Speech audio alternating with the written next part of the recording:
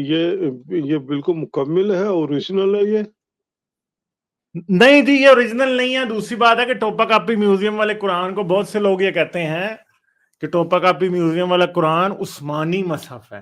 یہ بات بالکل جھوٹ ہے، کیونکہ عثمانی مصحف وہ اس لیے نہیں ہو سکتا کیونکہ عثمانی مصحف کو حجازی اسکرپٹ میں ہونا چاہیے، اور یہ ہے کوفی اسکرپٹ میں، وہ بھی ارلی کوفی نہیں، لیٹ کوفی.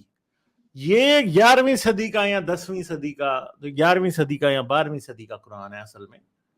اگر کیونکہ آج تک انہوں نے اس کی کاربن ڈیٹنگ تو کرنے نہیں دی، تو صرف ایک بات کی بیس پہ کہ اس کا ٹیکسچوئل انالیسس کی بیس کے اوپر ہم یہ بتا سکتے ہیں کہ، اور دوسری بات ہے اس کے اوپر نقطے وغیرہ لگے ہیں.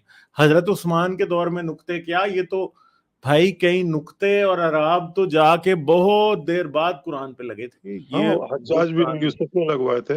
ہاں تو یہ ایسے ہی فراڈ